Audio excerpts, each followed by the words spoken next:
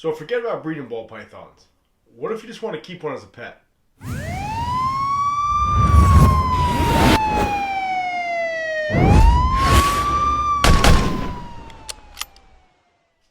What's up, YouTube? It's Baker. Welcome back to Blue Line Morphs. So if you're new to the channel, guys, welcome. I'm Baker, Blue Line Morphs. Please subscribe, hit the notification bell, give me a thumbs up. We're a new ball python breeding channel. I am a reptile enthusiast my entire life, and I made the transition over into being a reptile breeder, ball python breeder. I just had my first season, so we're transitioning into our second season. We're starting to plan that and get that together. I pride myself on my transparency. I show the good and the bad, the highs and the lows, and I just try to tell it like it is so we can learn together and keep this thing moving. I have an Instagram channel, blue_line_morphs, and a Facebook page, Blue Line Morphs. So definitely hit me up on there. I'm always on Instagram, always corresponding with people. I really appreciate all the support. If you're returning back to the channel, guys, welcome back. Here we go. It's Monday. This video is from Monday. I'm filming this Sunday night. So I hope everyone had a good, safe, and healthy weekend. I didn't do any Ubering this weekend. I kind of slacked the last 2 weekends. Gotta get back on my grind. I always preach that grind, hustle. I've been slacking. I've been going out a lot, but I'm over it now. You know, I'm old, and I don't like being hungover on Sunday, so I'm done. Quick update with the rats. If you guys watched yesterday's video, yeah, the male died. So I'm just going to hold off on the first colony to see if a couple of females are pregnant or not. If they're pregnant, then I'll see if maybe they'll actually raise them and not eat them. We'll see what happens. But if you follow me on Instagram, I posted a picture of my Socata Tortoise in my bathtub. New York got kind of weird recently. It went from it was like 80 degrees, 82 degrees, like 70 at night. And I was like, oh, okay, it's a relatively mild fall. So all of a sudden it's 43 degrees at night. So I was literally just sitting on the couch with my buddy and I was like, that's kind of cold in here. I was like, it's 44 degrees outside. I was like, I can't keep my Socata out there. So I ended up putting her in my tub. And then I had this vision of her scratching the shit out of my tub. So then I moved her into kind of like one of those, bobbing for apples. Has like the two ropes on the end of it. So I have one of those in my living room right now, and she's in there. It's nice and warm in here, so she's good to go. I'll probably put her back outside tomorrow because it's supposed to be like 65 degrees. I'll take her in at night again. I did get in touch with Country Critters about ordering it's actually the pond liner. Like one of those preformed plastic pond liners. It's 48 inches by 48 inches and 12 inches tall. So I'm probably going to put that in the corner over here in the reptile room with a nice UV bulb and a heat lamp on top of it, which will actually heat up the reptile room also. So I won't need a heater. But I've never kept a Socata that size inside, guys. She's about, I would say, 15 inches and probably about just under 20 pounds. So definitely comment down below if you guys have any big free roaming tortoises that you guys keep inside. Up in New York, they can't be outside, obviously 24/7 or 365 rather. So I want to have her in here, and that's my best setup. It's a little small, but it's better than freezing to death, right? So I figure as long as I put some hay down, I have, I feed her romaine, I feed her the tortoise pellets, which has water. She should be good to go. And once it gets warmer out, I'll send her back outside. So if you have Socatas, you have Galapagos or whatever else, definitely comment down below. What do you guys do in the wintertime if you're up in climates like here? Do you have hot boxes, sheds outside? I don't know. So that's going to be my first shot. I'm going to keep her inside and see what happens. Definitely comment down below and let me know what you guys do. So let's get right into this video. I've been getting a lot of DMs about people that want to keep ball pythons as pets. So people aren't hitting me up about breeding or stuff like that. They're more hitting me up, people, I guess, researching ball pythons either for their child or a spouse, or maybe they just want to get into reptiles in general. So I figured I'd make a quick little video about some pros and cons about having a ball python strictly as a pet opposed to breeding them or keeping them how we keep them. So it's a small list, not a lot of cons, few pros. So let's get into this. First and foremost, I want to show the size difference. Now, I've shown, we all know how big ball pythons get, but if you're finding this video now because you want to get it as a pet, you really don't know much about this, let me show you probably the size of the snake you're looking at and then what you can look forward to in a couple of years. So this girl right here is probably my first ever holdback. It is nothing special by any means, but this is from Big Mama's clutch that we thought was dead, and we salvaged it from the depths of hell. She is just a normal het pie girl. She's about 120 grams right now, eating like a beast, so I'm really excited about her, but she's my only holdback just for nostalgic reasons. So if you're looking at ball pythons, this is probably the size of the snake you're looking at, give or take. You're probably looking at a snake that's like a month old or 2 months old, probably sitting at this about 120 grams. I think she's 128 grams this morning, whatever she is. This is probably the size of the snake you're looking at. All right, maybe a little bigger, maybe a little smaller. They're cute, they're small, easy to handle, right? And it's easy to get sucked into them. But let me just show you what you can expect in a couple years. So if you follow my channel, then you know exactly who I'm about to pull out. It's the one, it's the only. It's Big Mama. Big Mama Donna. This is what you can expect in a couple years, okay?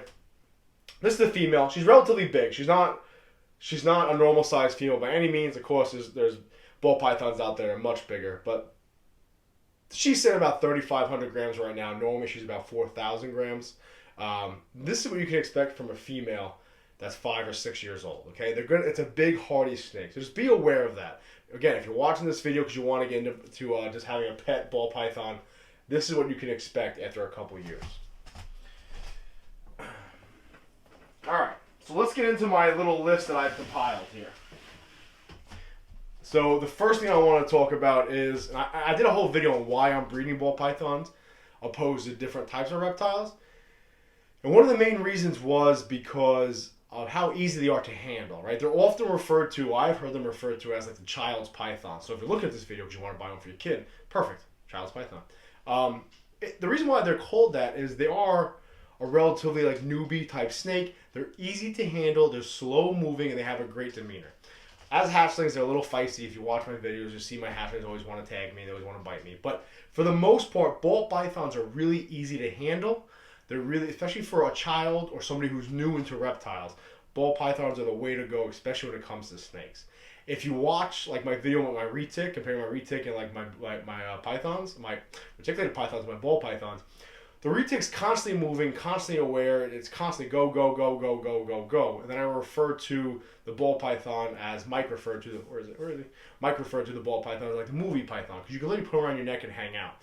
So if you're looking to get like a first time reptile, first time pet, ball python I feel is the way to go. Put them around your neck. They're relaxed. They're chill. You can take them out. And also back to the size thing. They're not so big where it's like a reticulated python or a Burmese python or something like that, where it's really cumbersome and like kind of a pain in the butt. You got to alter almost your lifestyle in order to facilitate and have an animal like that. They're big enough to be an impressive snake, but they're not too big where it's really going to screw you up. Okay.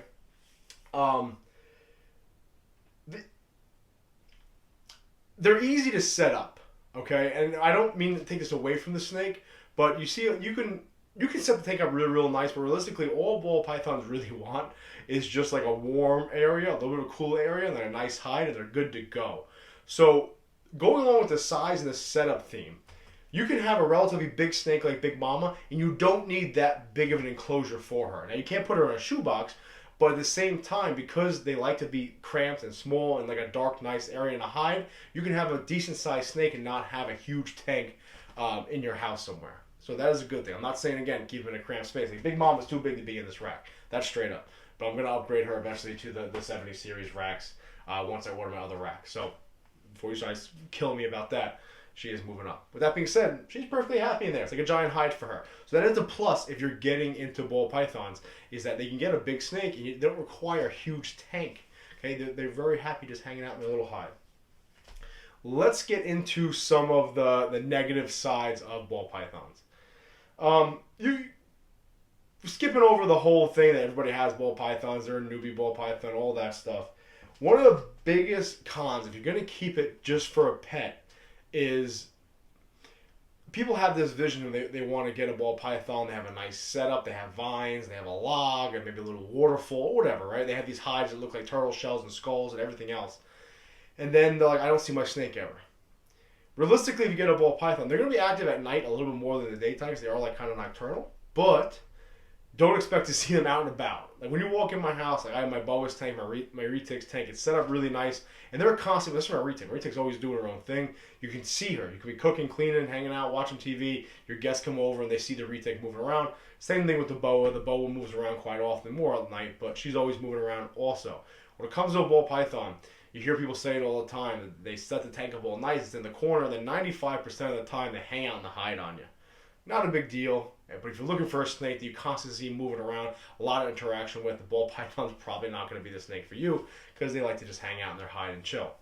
But again, that's really not necessarily a bad thing, okay? That's really it, guys. That's really the only negative I got for you if you're looking for just have them as pets. They don't require all that much. I will say the one other negative thing is some people get freaked out because ball pythons are really finicky eaters.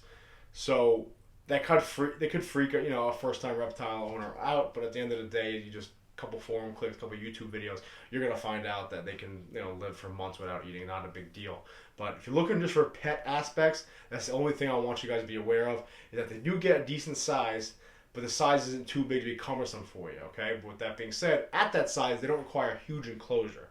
But if you do set up a nice enclosure for them, don't think you're gonna see the snake out and about all the time. They are gonna hang out in their hides an awful lot.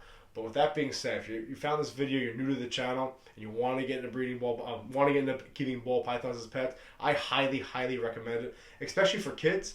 I have a nephew that's 2 years old, 3 years old. That's bad. 2.5 years old. I'm gonna get him into snakes. There's no doubt in my mind, and I feel fully confident with him checking out ball pythons.